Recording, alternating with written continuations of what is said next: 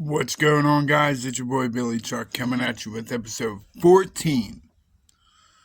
And I'm doing this episode, I'm bioping, or I'm telling the story of Marilyn Manson and the spooky kids. But Marilyn Manson and the spooky kids gained a local cult following in the South Florida in the early 90s with their theatrical live performances. Marilyn Manson's reputation has likewise grown, with the band now considered one of modern music's most widely known and most controversial uh, bands today. This has happened because of the lead singer himself, Marilyn Manson. But the name of each band member was originally created by combining the first name of an iconic female celebrity and the last name of a iconic serial killer. The members of the band dress up in makeup and costumes and intentionally shocking behavior. But the lyrics often receive backlash for their anti-religious sentiment and references to sex, drugs, and violence. That's what metal's all about, right? Sex, drugs, violence. I can't think of anything else. 3 of the band's albums have been awarded platinum, and 3 more have been awarded gold. And the band had seen 6 of its releases debut in the top 10, including 2 number 1 albums. But Gidget, who had been hospitalized after an overdose, he wasn't invited. After 7 weeks of mixing, remixing, and re-recording, the album, now titled Portrait of an American Family, was ready to be presented to Interscope. The first single on Portrait of an American Family was called Get Your Gun, was beginning to receive radio airplay. Gidget received a letter declaring his services no longer needed. They fired him. Go figure, right? Musician gets hooked on heroin and gets kicked out. Kind of fucked up. But it was for the 4th time. So, I mean, history repeating itself. But that's that. No more Gidget. But this dude's a fucking monster. So Gidget was replaced by Twiggy Ramirez. He was in a Miami thrash band called Boogalard. But in December of 93, Twiggy first performed with with Twiggy on a week's worth of headline dates through Florida with then-girlfriend Jessica's band Jack Off Jill. That's a hell of a name for a band, huh? Jack Off Jill. But Twiggy made his national touring debut on the first date of a 14 national tour, opening for 9 Inch Nails. It was during this tour that Manson met Anton LaVey, the founder of the Church of Satan.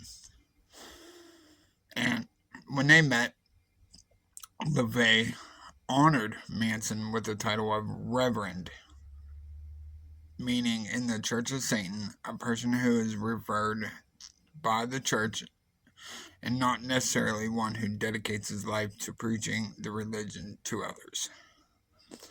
Whatever that means. But the band ran into minor trouble with their record label over the inclusion of two photos that deemed to have pedophilic overtones that were prohibited from the record sleeve. Now, if it sounds like I'm reading at some points of this, like I am. And then they released the second studio album, which is my favorite album that they have. It's called Antichrist Superstar and was released on October 8th of 96. Trent Reznor was the executive producer, and maybe that's why it was my favorite album. But I remember I was not allowed, I was not permitted to watch Manson's performance at the 96 VMAs. You remember that episode? He's like, that I see you guys out there trying your hardest to be clean, trying your hardest to fit in, talking about getting into heaven. Well, then why would you want to be in a place with a bunch of assholes? Yeah.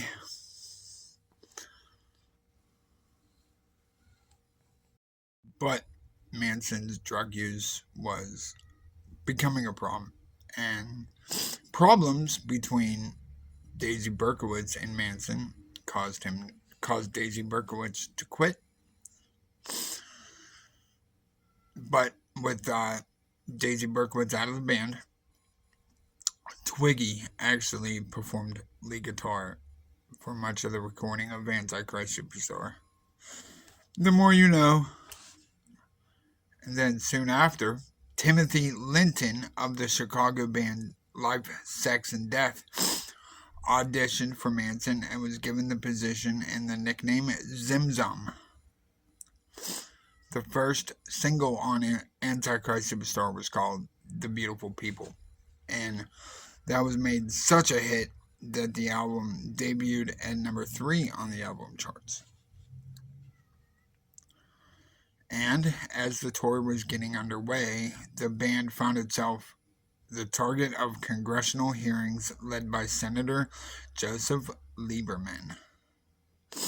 This cock-maybe bitch said that they were perhaps the sickest group ever promoted by a mainstream record company. First of all, have you don't know shit about shit. Alright, first of all, Joseph Lieberman, fuck off. Have you never heard of G.G. Allin? I mean, granted they're probably similar, but G.G. Allin would shove shit up his ass on stage and everything else. Come on now. But one thing I do remember when I seen Manson, outside waiting in line for the show to open up, it was being picketed by religious organizations. And they were pleading with everybody in line that was waiting to see the show not to go in. They were saying that they think every time people listen to this new album, maybe God will be destroyed in their heads. Come on now, bro, it's music. But in mid-October, the band released the song Long Hard Road Out of Hell! Long Hard Road Out of Hell that appeared on the Spawn soundtrack.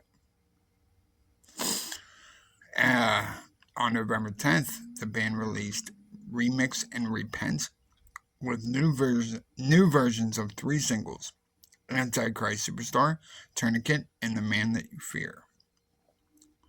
Alongside songs recorded live were Apple of Sodom, The Suck For Your Solution, but they were outtakes on Antichrist Superstar. But as the year was ending, Manson made the first announcement on the upcoming publication of his book, the autobiographical The Long Hard Road Out of Hell. If you got, I read that book. It's fucking, read it. Read that book. It was released in '98 along with another live document of the world tour, Dead to the World. Later that year, the release of the follow-up to Antichrist Superstar was accompanied by early rumors of Billy Corgan from the Smashing Pumpkins being involved, and the Dust Brothers. These proved to be unfounded, so Manson hinted at his new style and influences with a '98 cover of David Bowie's song Golden Years. But the '98 lineup for Manson was Twiggy Ramirez, Ginger Fish, Marilyn Manson, John Five, and Madonna Wayne Gacy. On September 15th, '98, Marilyn Manson released Mechanical Animals, and I was strongly influenced by Bowie. You remember that Dope Show song? We're all stars now in the Dope Show. Remember he had titties? But fueled by the success of Antichrist Superstar and by a press push, the album debuted at number 1 on the Billboard 200 albums chart. So congrats, Manson, for that one. Manson was now a glam rock band, borrowing its visual presentation from Bowie. But Zim Zum was replaced by John Five, who later went to Rob Zombie.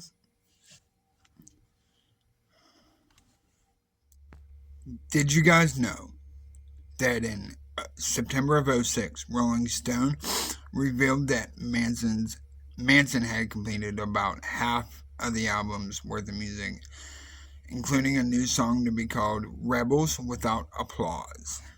He comes up with the damnedest names for his shit. But in October, the band appeared with their first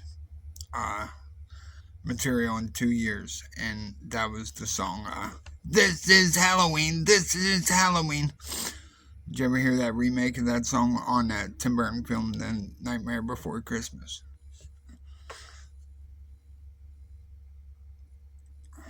The album features 6 guitar solos from Tim Skold, and that takes up 3 minutes and 39 seconds of the album in total.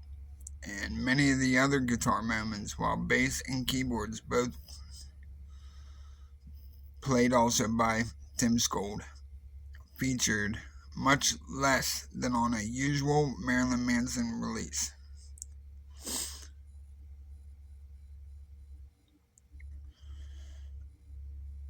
Manson announced on his website in January that the record was nearly finished, entitled Eat Me, Drink Me, and that the band would be touring the world in support of the record that is scheduled for worldwide release. And as always, guys, if you like what you've seen, like what you heard, and if you like spending time with your boy Billy Chuck, hit that like button, hit that subscribe button. Let me know what you think. Leave some comments.